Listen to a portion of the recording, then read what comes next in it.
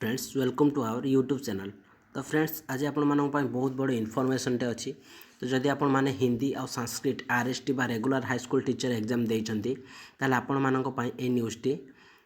तो आपण माने जानिथिबे जहाँकि रेगुलर हाई स्कूल टीचर जहाँकि हिंदी संस्कृत एग्जाम 16 तारिख रे होइथिला। तो आपणकर जहाँकि प्रोविजनल आंसर की आसी चलछि जहाँकि आपणकर कट ऑफ लिस्ट आसी नाही बा फाइनल आंसर की आसी नाही। तो फाइनल आंसर की कौ डेट रे पब्लिश हम जहाँकि आम तरफ आपण मानक इनफॉरमेशन दिज्व जहाँकि आम विशेष सूत्रु न्यूज़ टी पाइचु जहाँकि आपण मानक पाखरे शेयर करने को चाहूँ।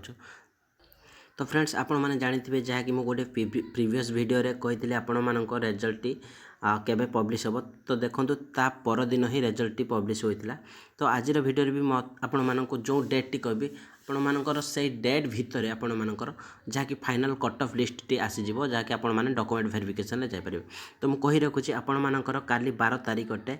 तो 12 तारिख रु 15 तारिख भितर आपणकर रिजल्ट फाइनल पब्लिश हम। किंतु मोस्ट प्रोबाबिली आपण मानकर काली 12 तारिख भितर रिजल्ट पब्लिश होबार बहुत संभावना अच्छी।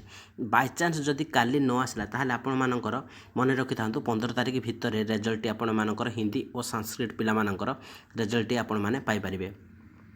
जहाँकि आम बारंबार कही रखुचु काली 12 तारिख मोस्ट प्रोबाबिली चांस अच्छी जहाँकि 80% चांस अच्छी काली रिजल्ट आसबार। तो आपण मानकर जहाँकि डॉक्यूमेंट वेरिफिकेशन जो सिलेक्टेड कैंडिडेट मानकर नेम लिस्ट रोल नंबर थी तो से मानकर लिस्ट काली आसीजिवो।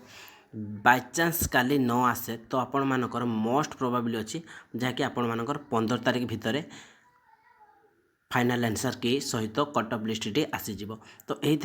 तो सांग मैंने यही किसी इनफॉरमेशन जदि आपण मानक इनफॉरमेशन टी भल लगी ताहले आम चैनल को निहाती सपोर्ट करने भूलिबे नहीं।